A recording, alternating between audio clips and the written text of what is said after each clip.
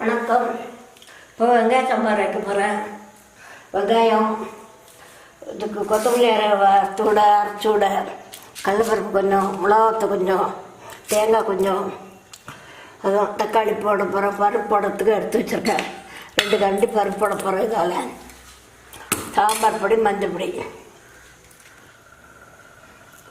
அடுப்பு பற்ற வச்சு கடாய் வச்சுருக்கேன். கடாய் வச்சு நல்லா 2 கரண்டி துவரம் பருப்பு போட போகிறேன்.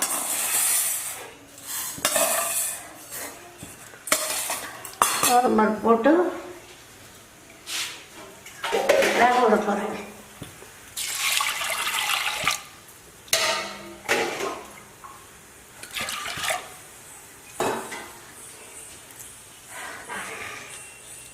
வேகத்துக்கு கொஞ்சம் மஞ்சள் பொடி,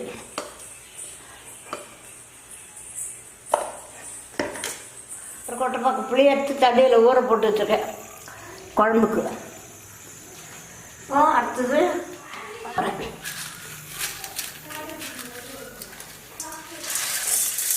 10 மணி நேரம் கடலைப்பருப்பு எல்லாத்தையும், மிளகாத்தை,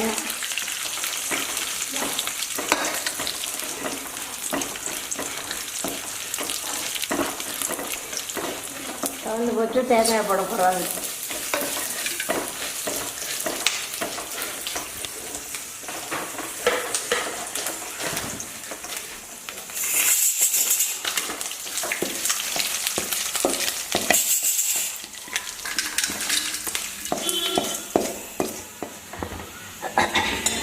எண்ணெய் ஊற்றி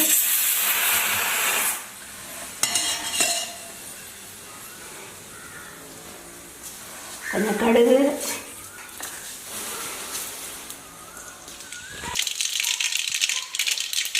கருவேப்பிலை போடுறேன். கருவேப்பிலை போட்டு வெங்காயம் போடுறேன்.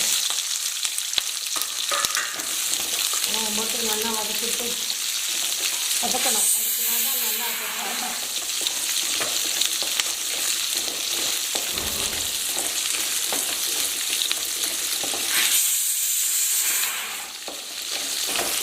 ஆனால் வதங்கணும். வெங்காயம் நிறையா வதங்கட்டும். பருப்பு வந்து போச்சு. பருப்பு வந்து பொண்ணு அழைச்சிட்டு வச்சுக்கணும்.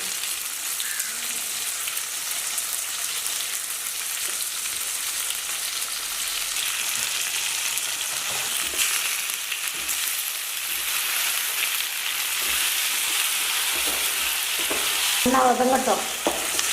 வதங்கினோன்னா புளி கட்டி ஊற்றுறேன். வந்து நல்லா வதங்கட்டும்.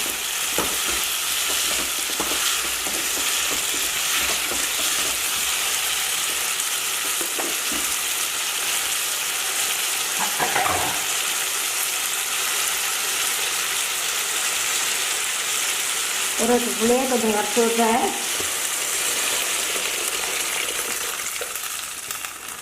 கரைச்சி ஊற்றிட்டு மிளகாப்பொடி போடுறேன். குழம்பு மிளகாப்பொடி 2 கரண்டி.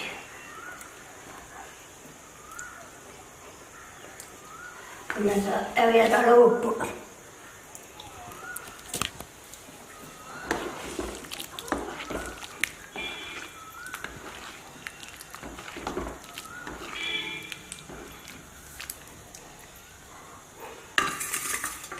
நல்லா கொதி வரட்டும். அதுக்குள்ளே நான் அதை அரைச்சிடுறேன். வறுத்து வச்சாலும் அரைக்கிறேன்.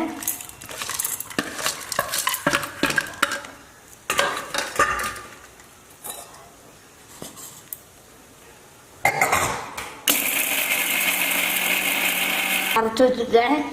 ரொம்ப நைஸாக அரைக்க வேண்டாம், ரொம்ப அதுக்கு நொறுநொறுன்னு அரைக்க வேண்டாம். ஓரளவுக்கு நிதானமாக அரைச்சா போதும். அரைச்சி வச்சுருக்கேன். குழம்பு கொதிக்கட்டும். பருப்பு ஆவி போட்டு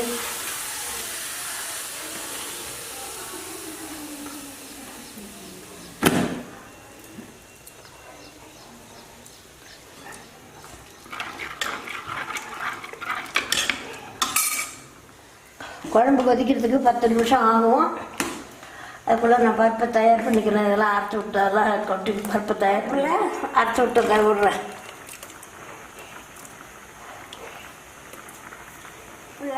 அரைச்சி விட்டு விட்டுருக்கேன். இதை அப்படியே குழம்பு கொதிச்சோடனே எடுத்து கொட்டிடுவேன். எடுத்து கொட்டி கொத்தமல்லி பண்ணால் வெங்காய சாம்பார் ரெடி. அரைச்சி விட்டு வெங்காய சாம்பார் ரெடி. சாப்பிட்றதுக்கு நல்லாயிருக்கும். தோசைக்கு ஊற்றிக்கலாம், எல்லாத்துக்கும் ஊற்றிக்கலாம். குழம்பு இன்னும் கொஞ்சம் கொதிக்கணும், 10 நிமிஷம் கொதிக்கணும். குழம்பு நல்லா கம்மன்னு வாசனை வரணும். சாம்பார் கொதிச்சு வச்சு இப்போ பருப்பு விடுறேன்.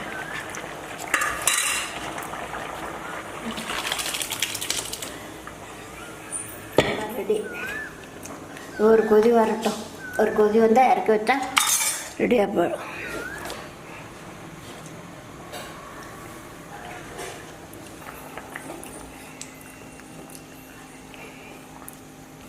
இன்னும் கொஞ்சம் கொதிக்கட்டும். இது கமன்னு வாசனை இருக்குது. இது கும்பானம் சாம்பார், அரைச்சி விட்ட சாம்பார். இது எல்லாத்துக்கும் இட்லி, தோசை, சாம்பார், சமையலுக்கு, சாப்பாட்டுக்கு எல்லாத்துக்கும் ஊற்றிக்கலாம். இட்லி தோசைக்கெல்லாம் ஊற்றிக்கலாம். இது கும்பானம் சாம்பார், அரைச்சி விட்ட சாம்பார் நல்லாயிருக்கும். இன்னும் ஒரு கொதி வந்தால் எடுத்து கொட்டிக்கலாம். இப்போ நான் வச்சுருக்கிற சாம்பார் 4-5 பேர் சாப்பிட்லாம். தாராளமாக சாப்பிட்லாம். 4-5 பேர் நல்லா இருக்கும் சாப்பிட்றதுக்கு. நல்லா கொதிச்சு வச்சு இறக்கி வைக்கிறேன். உங்களுக்கு பிடிச்சிருந்ததுன்னா எனக்கு லைக் பண்ணுங்க.